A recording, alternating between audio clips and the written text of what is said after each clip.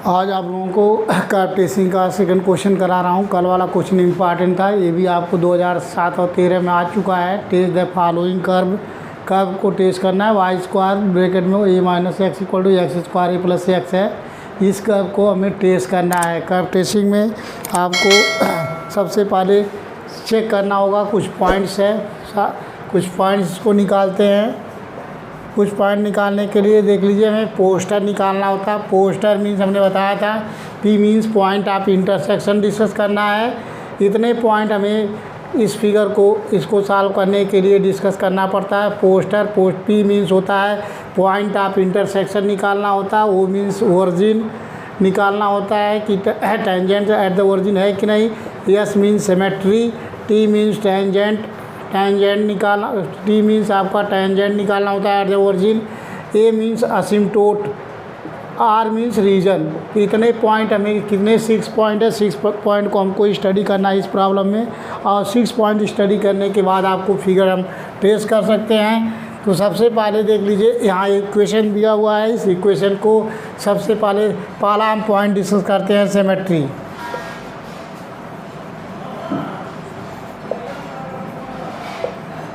Symmetry देखने के लिए सबसे पहले क्या करेंगे, एक्स और वाई का पावर देखते हैं। अब यहाँ देख लीजिए, वाई का पावर इवन है, वाई पे 2 पावर है, यहाँ एक्स पे 2 पावर है, लेकिन यहाँ एक्स पे 1 है, यहाँ पे एक्स पे 1 है। अगर इस टर्म में एक्स एंड वाई का पावर, यहाँ वाई का पावर इवन है, तो इसका मतलब then the curve is symmetrical about X axis है। If the power of Y are even then the curve is symmetrical about X axis. चूँकि यहाँ एक्स का पावर इस टर्म में इवन नहीं है, यहाँ इवन नहीं है, यहाँ मल्टीप्लाई करेंगे तो यहाँ भी एक्स क्यूब हो जाएगा, नहीं इवन है, तो केवल जो है सिमेट्रिकल अबाउट एक्स एक्सिस होगा। तो लिखेंगे the power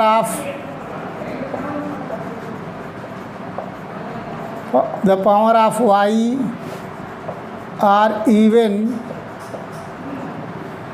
the power of y are even, then the curve is symmetrical, then the curve is symmetrical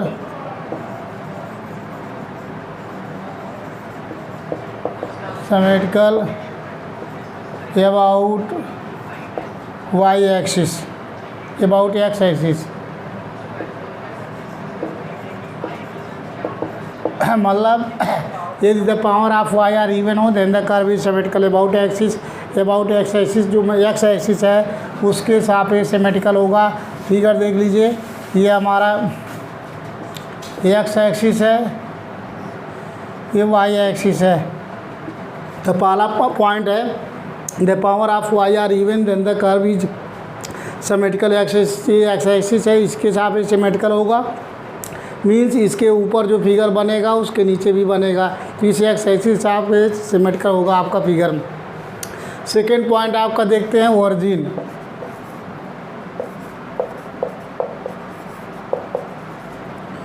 origin देखने के लिए क्या करते हैं, ओरिजिन पे एक कर्व पास कर रहा है कि नहीं, उसके लिए देखते हैं। देख लीजिए, the equation of the curve does not contain any constant term.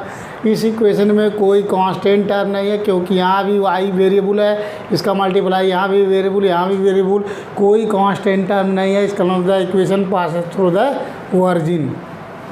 इसके लिए the equation of the curve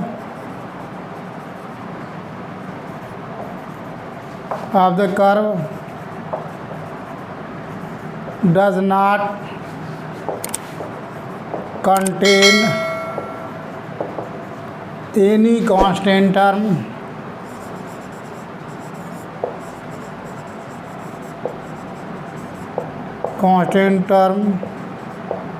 therefore the curve passes through the origin।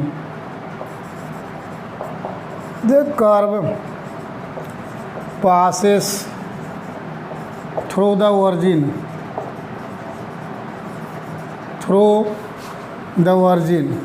ये आपको लैंग्वेज लिखना पड़ेगा जो लिख रहे हैं, क्योंकि इसमें कुछ सॉल्व नहीं करना है।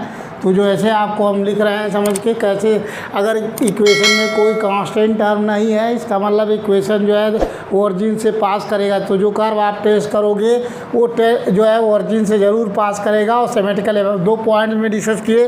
पहला पॉइंट डिस्कस किए जो कर्व बनेगा वो एक्स एक्सिस के सापेक्ष सिमेट्रिकल होगा, मीन जो पोर्शन ऊपर बनेगा सेम टू सेम नीचे बनेगा। सेकेंड नंबर था कि जो कर्व है ओरिजिन से पास करेगा, तो ओरिजिन से ये कर्व पास करेगा। ये हमने सेकंड स्टेप में हमने डिस्कस किया, जो फिगर अभी बनाएंगे। थर्ड है आपको निकालेंगे tangent at the origin, eight the origin. Tangent at the origin discuss करने जा रहे हैं। टेंजेंट मतलब कि ओरिजिन पे है कि नहीं। टेंजेंट एट द ओरिजिन निकालने के लिए क्या करते हैं, equating the lowest degree term equal to 0। जो आपका इक्वेशन ऑफ द कर्व है उस इक्वेशन ऑफ द कर्व में जो लोएस्ट डिग्री टर्म है उसको इक्वेट टू 0 पुट करते हैं। The equation of the tangent is obtained by equating to 0 the lowest degree term. जो या क्या करेंगे, equating to 0 the lowest degree term,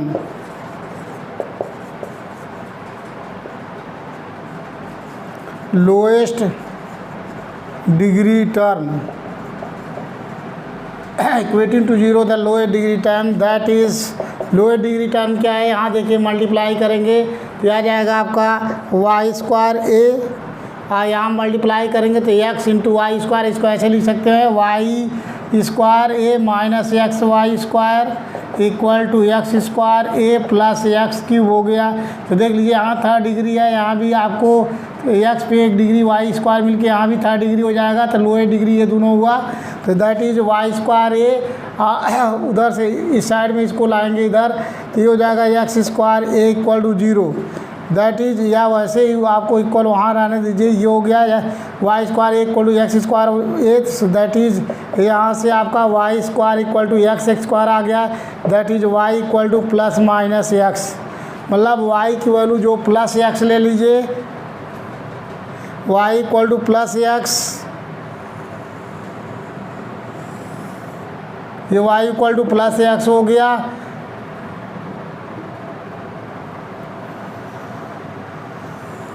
ये हो गया y equal to minus X is the tangent at the origin. ये आ गया आपका y equal to X and y equal to minus X are the tangent at the origin. Origin पे tangent है, देख लीजिए ये आ गया y equal to plus X, Y equal to minus X is are the tangent at the origin. अब देख लीजिए दोनों टेंजेंट रियल एंड डिफरेंट है। ये दोनों टेंजेंट कैसा है, रियल एंड डिफरेंट टेंजेंट है। तो इसका मतलब का दोनों tangent real and tangent real है, और जो रियल है आपका रियल एंड डिफरेंट है। इसका मतलब जिस पॉइंट पे कोइंसाइड कर रहा है, यहाँ कोइंसाइड करेगा, अभी यहाँ कस्प भी बनेगा आपको, तो डिस्कस करेंगे। यहाँ कोइंसाइड कर रहा है, यहाँ मिल रहा है, देख लीजिए दोनों रियल। यहाँ क्या रहा है, 2 real and different tangent coincide नहीं कर रहा है, लेकिन एक पॉइंट पे इंटरसेक्ट कर रहा है। तो इसका मतलब जिस पॉइंट पे मिल रहा है वहाँ जो है नोड बनेगा। Here two real tangent here, hence 2 real and different tangents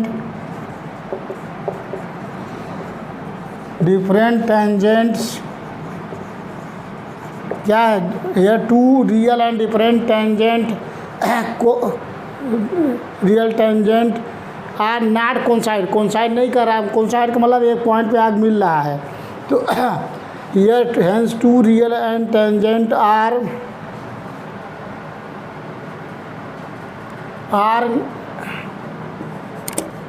not coincide लिख सकते हैं। hence 2 real and different tangent are not coincide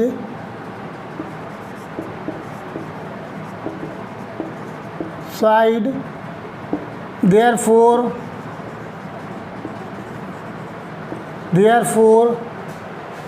origin is a node. Therefore the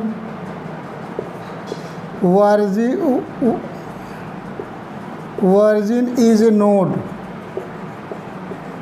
ये आपका नोड जो ओरिजिन पे बनेगा यहाँ नोड बन जाएगा। अभी देख लीजिए टू टेंजेंट आ गया तो हमारा थर्ड पॉइंट फाइंड हुआ। पहला हमारा सिमेट्री, सेकेंड ओरिजिन, थर्ड हमारा tangent at the origin find हो गया और ओरिजिन पे नोड बनेगा। नोड हमने समझाया था, नोड किसको कहते हैं।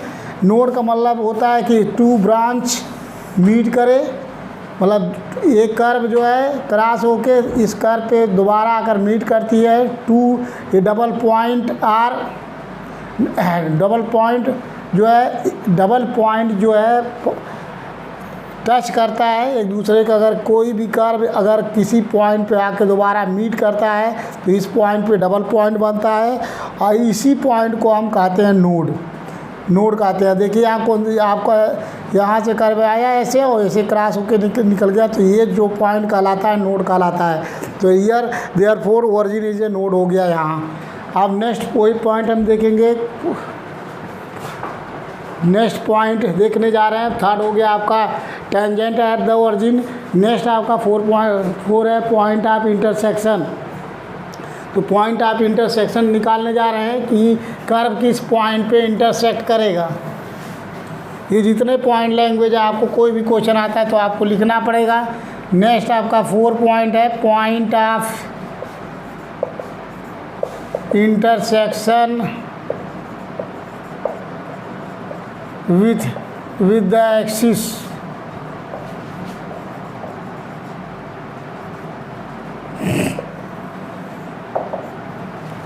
ठीक है, तो the point of intersection with the axis, इसको निकालने के लिए इस इक्वेशन में एक बार देख लीजिए, इसमें पुट करेंगे। अगर हम y = 0 पुट करेंगे, एक बार x = 0 पुट कीजिए, एक बार y = 0 पुट कीजिए। तो इफ पुट y = 0 पुट करेंगे तो x² ब्रैकेट में a प्लस x = 0 तो x² 0 आ रहा है। x = 0 that is and a plus x = 0 that is x = -a। यहाँ से x की वैल्यू 0 फाइंड हो रहा है। 2 पॉइंट फाइंड हो गया, मतलब y = 0 x = 0 एंड यहाँ से पॉइंट आ गया आपका। 2 पॉइंट फाइंड हो रहा है, x = 0 पे y की वैल्यू 0 है, x = -a पे y की वैल्यू 0 है। तो द पॉइंट्स यहाँ 2 पॉइंट फाइंड हो गया, 0, 0 and -a, 0 are the coordinates of the intersection of the curve, are the coordinate of the x axis.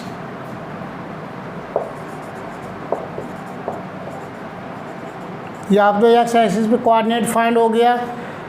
इसी तरीके से अगर हम मान लीजिए x की वैल्यू 0 पुट करें तो यहाँ से कोई पॉइंट x की वैल्यू 0 करने पे y 0 ही आएगा। एक ही पॉइंट फाइंड हो रहा है, तो ये 2 पॉइंट फाइंड हो गया। देख लीजिए x = 0 पॉइंट फाइंड हो रहा है और यहाँ x की वैल्यू -a है। यहाँ समझ लीजिए यहाँ पे आपको x = -a, ये कोऑर्डिनेट आपका हो गया -a, 0, ये पॉइंट है। ये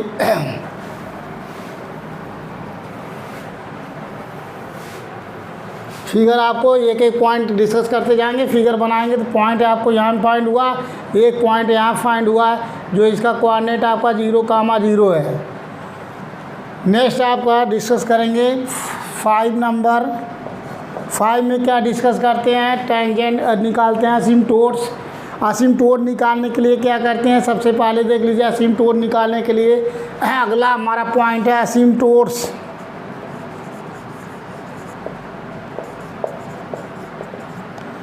असिम्प्टोट निकालने के लिए देख लीजिए जो इक्वेशन है वहाँ से y² निकाल लीजिए। y² = x² ब्रैकेट में a प्लस x अपॉन यहाँ ए माइनस एक्स है, या वहीं से असिम्प्टोट। यहाँ सबसे पहले असिम्प्टोट निकालने के लिए ये चीज़ ध्यान देंगे कि इस असिम्प्टोट 3 टाइप के असिम्प्टोट होते हैं। Asymptote parallel to X axis, asymptote parallel to Y axis and oblique asymptote. तो सबसे पहले यहाँ देखिए एक्स का कोफिशिएंट, यहाँ अगर यहाँ सबसे पहले हम चेक करते हैं वाई का हाईएस्ट डिग्री का कोफिशिएंट देखते हैं। वाई के हाईएस्ट डिग्री का कोफिशिएंट क्या है, ए माइनस एक्स है, और यहाँ एक्स का तो कोई कोफिशिएंट है नहीं। अगर एक्स स्क्वायर का हाईएस्ट करेंगे तो एक्स क्यूब हो जाएगा, तो एक्स क्यूब का कोफिशिएंट कांस्टेंट है। सबसे पहले हमें असिम्प्टोट निकालने के लिए पैरेलल टू एक्स एक्सिस है कि पैरेलल टू वाई एक्सिस है, उसके लिए हम चेक करते हैं जो हाईएस्ट कोफिशिएंट ऑफ वाई। अगर highest coefficient of Y constant नहीं है और इसको इक्वेट 0 पुट करते हैं तो जो फाइंड होता है वो asymptote parallel to Y axis find हो जाएगा। जिसका हाईएस्ट निकालेंगे, अगर हाईएस्ट कोफिशिएंट आप निकालेंगे, अगर हाईएस्ट कोफिशिएंट आप एक्स का अगर कांस्टेंट नहीं दिया है तो उसको पुट करेंगे इक्वेट टू 0, तो वहाँ से asymptote parallel to X axis find होगा। यदि वाई स्क्वायर यहाँ चूँकि एक्स क्यूब का कोफिशिएंट कांस्टेंट है, मल्टीप्लाई करेंगे तो एक्स क्यूब आएगा। एक्स क्यूब का कोफिशिएंट जो है वो कांस्टेंट 1 है, इसलिए parallel to X axis asymptote नहीं फाइंड होगा। अब यहाँ वाई स्क्वायर का कोफिशिएंट ए माइनस एक्स है, चूँकि वाई स्क्वायर का कोफिशिएंट में आपको ए माइनस दिया हुआ है, कोफिशिएंट है और जो कि कांस्टेंट नहीं है, इसलिए यहाँ असिम्प्टोट निकलेगा। Asymptote parallel to Y axis find होगा, पैरेलल टू वाई एक्सिस। किसका निकालेंगे, यहाँ से क्वेश्चन पता चल जाता है। तो asymptote parallel to Y axis निकालने के लिए द इक्वेशन असिम्प्टोट निकालने के लिए equating to 0 the coefficient of the highest degree term of Y, the asymptote parallel to Y axis is obtained by equating the असिम्प्टोट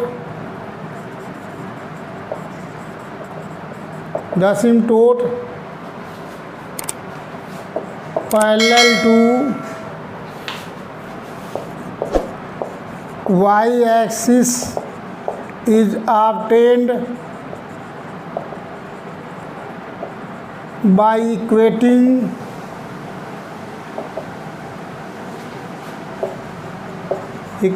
to 0 the coefficient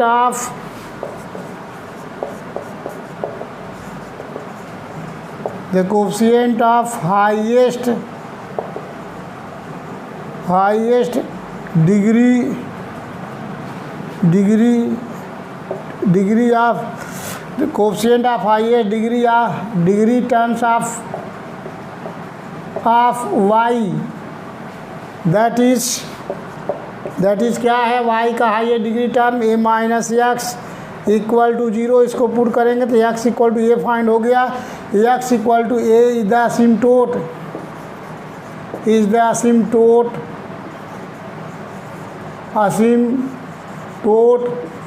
parallel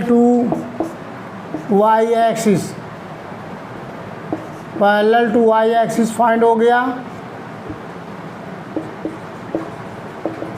देख लीजिए, हमें asymptote निकालना था, asymptote parallel to y axis. Asymptote parallel to y axis find करने के लिए the asymptote parallel to y axis is obtained by equating to 0 the coefficient of highest degree term of y।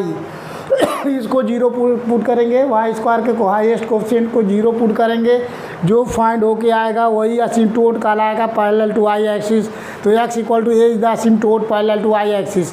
Y axis के parallel है, मतलब ये आ गया कि x इक्वल टू ए। मान लीजिए यहाँ x की वैल्यू ये है, ये सेम टू सेम डिस्टेंस, यहाँ x की वैल्यू ये है। अब इसके पैरेलल है असिम्प्टोट, इसका मतलब ये हो गया कि आपको जो फिगर बनेगा ये इसका असिम्प्टोट हो गया। यहाँ समझ लीजिए, आपको यहाँ लाइन खींचते हैं, ये आपको x equal to A find हो गया। इसका मतलब फिगर इसके यार नहीं लाई करेगा और यहाँ तक लाई कर रहा है। यहाँ पे टेंजेंट है y इक्वल टू एक्स और y equal to minus X इधर टेंजेंट है। इसका मतलब जो कर्व है ऐसे निकल रहा है आपका, टेंजेंट होता हुआ यहाँ आएगा, फिर ऐसे टेंजेंट होता हुआ ये आपको निकल जाएगा। ये ऐसे टेंजेंट होता हुआ ये आपको लाइन ऐसे टेंजेंट करता हुआ आपको इनफाइनाइट की तरफ निकल जाएगा, यहाँ टच नहीं करेगा। यहाँ से भी देख लीजिए ऐसे टेंजेंट होता हुआ आपको ऐसे निकल जाएगा इनफाइनाइट की तरफ, बहुत दूर तक जो है ये हमारा कर्व बना। यहाँ से पहले क्या करेंगे, यहाँ से टेंजेंट होता है इस line y equal to minus X और y इक्वल टू एक्स को टेंजेंट करता हुआ पॉइंट -a, 0 तक आएगा और उसके बाद यहाँ से घूम के फिर इसको टेंजेंट करता हुआ ऐसे टेंजेंट करता हुआ y इक्वल टू एक्स को ऐसे क्रॉस हो रहा है, कहाँ जा रहा है x इक्वल टू a पे, क्योंकि ये asymptote parallel to x equal to a to is the asymptote parallel to y axis है, इसके पैरेलल है। इसको कहीं टच नहीं करेगा इस लाइन को, इसको स्पर्श करता हुआ ऐसे इनफाइनाइट निकल जाएगा और सेम टू सेम जो फिगर ऊपर बनेगा वही नीचे भी बनेगा। यहाँ भी ऐसे आपको इनफाइनाइट तक निकल जाएगा, कहीं x इक्वल टू a को टच नहीं करेगा। तो ये आपका देखिए कर्व टेस्ट हो गया। जो हमारा कर्व टेस्ट 5 पॉइंट है, 6 पॉइंट निकालेंगे हम। 6 में आता है 6, टोटल 6 पॉइंट निकाले होते हैं। 6 पॉइंट क्या है आपका, region in which the curve lie, region absence आपका नेक्स्ट आपका हेडिंग होता है, रीजन निकालते हैं। रीजन निकालने के लिए रीजन हेडिंग डाल दीजिए, या region in which the curve lie there, कहाँ लाई करता है कर्व, उसके लिए रीजन के लिए सबसे पहले वहाँ से वाई स्क्वायर निकाल लीजिए। वाई स्क्वायर की वैल्यू होती है यहाँ से x square A plus x upon A minus X है। यहाँ से हम देखते हैं कर्व कहाँ लाई करेगा कहाँ नहीं, यहाँ से डिस्कस करेंगे हैं। वाई निकाल लिया। आप देख लीजिए इसमें क्या करते हैं, अगर एक्स की वैल्यू ए से बड़ा होगा, पहला कंडीशन है कि यहाँ इफ़ कंडीशन है कि एक्स ग्रेटर ए, यदि x की वैल्यू a से बड़ा होगा, सपोज करो x की वैल्यू जो है a से बड़ा होगा, अगर x की वैल्यू a से बड़ा होगा तो वाई स्क्वायर इज नेगेटिव हो जाएगा। यहाँ जब x की वैल्यू बड़ा होगा a से तो यहाँ वाई स्क्वायर की वैल्यू नेगेटिव आ जाएगी, यहाँ नेगेटिव आ जाएगा। Y square equal to minus X square A plus X जो भी आएगा, अगर ग्रेटर होगा, पहला कंडीशन। दूसरा का कंडीशन मतलब ये हो गया कि अगर इफ़ एक्स ग्रेटर ए, यदि एक्स की वैल्यू ए से बड़ा होगा उस केस में फिगर लाई नहीं करेगा। क्यों नहीं लाई करेगा, वाई स्क्वायर इज नेगेटिव आ जाएगा, that is Y square is negative means Y is imaginary find हो जाएगा। दूसरा है कंडीशन, अगर एक्स की वैल्यू नेगेटिव लेते हैं, मतलब लेस देन हम लेते हैं 0, अगर x की वैल्यू लेस देन 0 लेते हैं, 0 से छोटा लेते हैं, तो अगर लेस देन 0 ले लेंगे, नेगेटिव ले लेंगे। अगर x की वैल्यू हम नेगेटिव लेते हैं, कहाँ तक लेते हैं, यहाँ x की वैल्यू, यहाँ अगर x की वैल्यू हम यहाँ से देख लीजिए x a less than x, मतलब x की वैल्यू अगर हम लेते हैं हम, दूसरा कंडीशन है कि अगर x की वैल्यू लेस देन माइनस ए, पहला इफ़ x ग्रेटर है और दूसरा x लेस देन माइनस ए। यदि x की वैल्यू माइनस ए बड़ा हो, माइनस ए बड़ा होगा, x छोटा, ये x छोटा है, इसका मतलब x लेस देन माइनस ए। अगर माइनस ए बड़ा है x से, इसका मतलब x इफ़ x ग्रेटर है और x लेस देन माइनस ए, अगर x की वैल्यू ए से बड़ा हो या x की वैल्यू जो है लेस देन माइनस ए हो, x की वैल्यू x ग्रेटर है, x की वैल्यू a से बड़ा हो या x less than minus A हो, उस केस में कर्व उस केस में वाई स्क्वायर इज नेगेटिव हो जाएगा। Then Y square is negative. ये चेक करते हैं कि y कब निगेटिव होगा। y निगेटिव करने के लिए देख लीजिए वाई स्क्वायर निगेटिव तब होगा जब x की वैल्यू ग्रेटर ए हो, a से बड़ा होगा तो यहाँ निगेटिव आ जाएगी, तो वाई स्क्वायर इज निगेटिव हो जाएगा। दूसरा कंडीशन, अगर x की वैल्यू हम लेंगे माइनस लेस देन माइनस ए, अगर लेस देन माइनस ए मतलब माइनस ए बड़ा है, माइनस ए बड़ा हो जाएगा अगर x की वैल्यू, तो यहाँ से घटाएंगे तो क्या आ जाएगा, अगर माइनस लेस देन आ जाएगा माइनस ए, उस केस में भी आपको x लेस देन माइनस ए आ जाएगा, उस केस में कर्व डज नॉट लाई, उस केस में भी वाई स्क्वायर इज नेगेटिव होगा। तो if x greater A and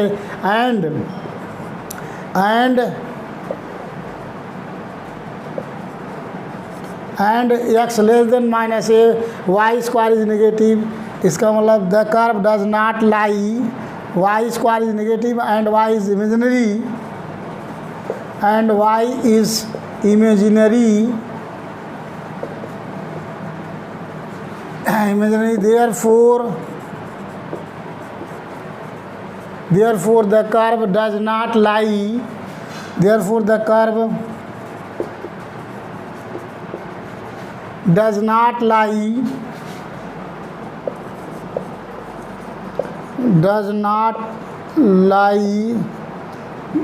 there, does not lie there। मतलब उस केस में कर्व लाई नहीं करेगा। कब नहीं लाई करेगा? जब x ग्रेटर ए हो and x less than minus A हो, उस केस में कर्व लाई करने। अब देख लीजिए फिगर में, यदि x की वैल्यू माइनस ए से बड़ा हो, माइनस ए से छोटा हो, अगर यहाँ माइनस ए से छोटा हो और x की वैल्यू ए से बड़ा हो, तो उस केस में फिगर नहीं लाई कर रहा है। इसका मतलब x equal to minus A और x इक्वल टू ए के बीच में लाई कर रहा है। मीनिंग कि जो the curve lie between minus A और ए के बीच, मीन्स द कर्व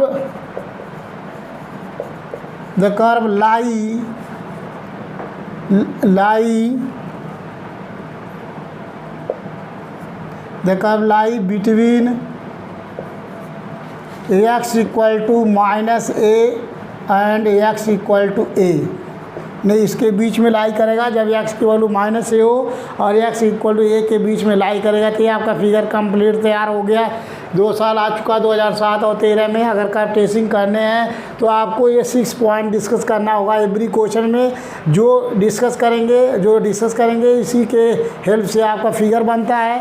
ये फिगर आपको बन चुका है, तो इसी पे आपको देखते हुए फिगर पे मार्क्स मिलेंगे और लैंग्वेज आपको लिखना होगा, क्योंकि 10 नंबर में क्वेश्चन आएंगे। तो आपको समझ में आ चुका होगा। अब नेक्स्ट क्वेश्चन कराएंगे नेक्स्ट वीडियो के साथ। आप लोग सब्सक्राइब कीजिए। ये आपको पहला क्वेश्चन जो कराए हैं वही इंपॉर्टेंट पेपर में आ सकता है, वो नहीं आएगा तो वही आएगा, इसलिए आप इसको पढ़ सकते हैं, एक बार देख सकते हैं।